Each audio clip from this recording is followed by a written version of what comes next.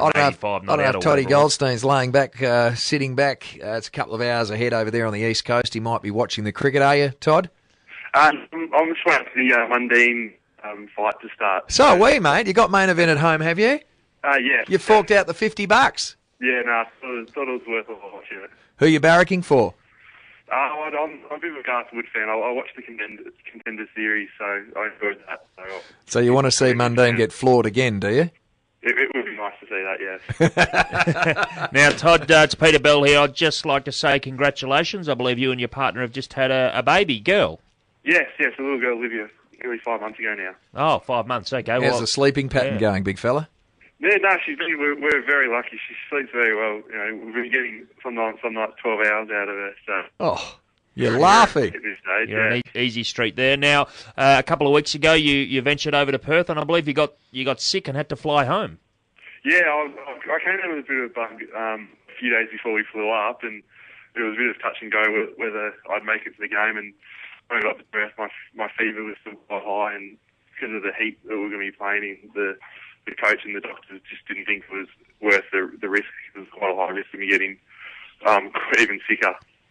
So were you quarantined from the rest of the group? Did they keep you away from everybody at that time? Well, no, they didn't. I kept myself. I stayed in my room for most of the time. Not really, because we didn't really know what I had. So I sort of put myself in quarantine and tried not to spend too much time with the boys. Now, you haven't had the start that you wanted. You've had a break. What's happened during the break? Yeah, we've had a couple of tough weeks training just to try and work on a few things. And you know, after coming by Collingwood, the break was a good time just for us to go back and work on a few things that really need to be improved. And you know, the coaches have worked us pretty hard the last 2 weeks, but hopefully we can freshen up now and come ready for Fremantle. Todd, can I ask what are some of the areas that you did work on over the break?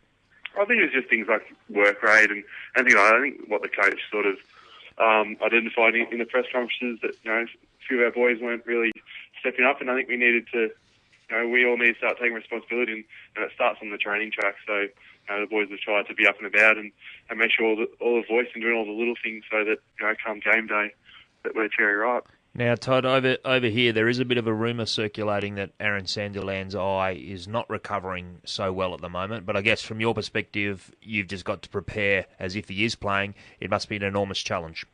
Yeah, it's always a daunting task coming up against Sandilands for the team in general, because you know, I think it's one of the few games where we do go in and most of the matches are about winning hit outs. It's definitely an interesting task coming against Aaron, but you know, he's such a good player that you've just got to try and do your best and try and nullify his work. Well, it's not only the work that he does, though, at the stoppages, is it, with his hit-outs? It's what he can also do around the ground, and that's an area where you have improved significantly. You've been having more influence around the ground, and you've been getting more opportunity to apply your craft in that area, and I suppose it's a bit of a luxury being first pick now, given that Hamish McIntosh, unfortunately, is out of the team, but it's worked to your benefit.